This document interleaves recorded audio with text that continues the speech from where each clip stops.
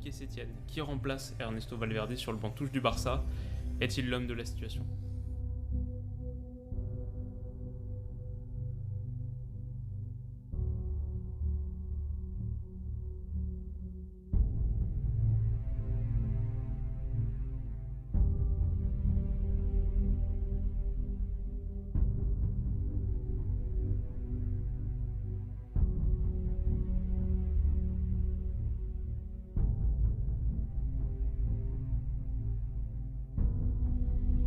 Enfin, après des jours, des semaines, des mois entiers passés à devoir supporter Ernesto Valverde, le Barça l'a enfin viré. Toute la population mondiale fait ça dans les rues depuis 2 jours. C'est l'euphorie totale. Les supporters sont sûrs d'eux, le Barça va retrouver son identité de jeu. Pour cela, le club a fait appel à Quique Setién. Il a été officialisé hier. Il entraînera donc le Barça jusqu'à la fin de la saison, mais pas seulement, parce qu'il a un contrat jusqu'en 2022. Va-t-il réussir? Est-il fait pour le Barça?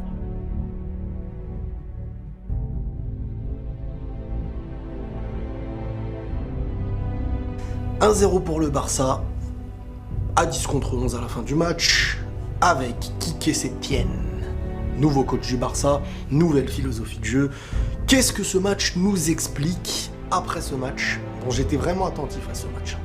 Déjà, premièrement, on sent un Barça qui a une envie, c'est ce que le match nous montre, cette envie, à travers le nouveau coach, de retrouver une ADN football, se basant sur le jeu au sol, et vraiment la multiplication de passes. Il va falloir revenir par derrière, et on construit, au moindre petit risque, jeu en triangle, on revient derrière, et on trouve les espaces, les mouvements. Voilà, tout va se baser sur cette reconstruction du jeu.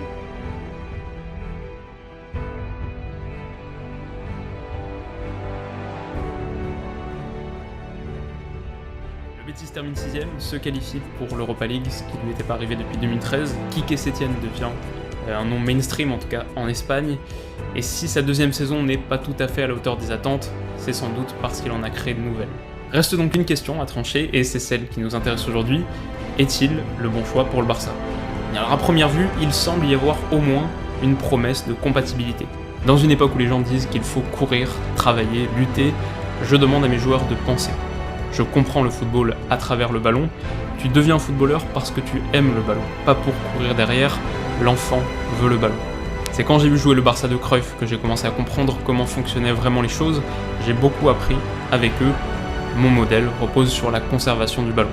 C'est quelques phrases tirées d'une interview qu'il avait donnée il y a quelques temps sur sa philosophie de jeu. Il a aussi encensé à de très nombreuses reprises Léo Messi, le seul joueur capable d'être hors système, selon lui, ce qui dit d'ailleurs beaucoup de choses de sa conception du foot. Il est enfin fortement apprécié par plusieurs cadres du vestiaire catalan comme Busquets, qui lui avait offert son maillot la saison dernière pour Quique, avec mon admiration pour ta manière de voir le football. Donc voilà, tout ça pour dire qu'il y a quelque part indéniablement une base partagée, il y a un langage commun, et peu de coachs n'ayant jamais mis les pieds à Barcelone, même pas en tant que joueur, peuvent prétendre à cette forme de filiation.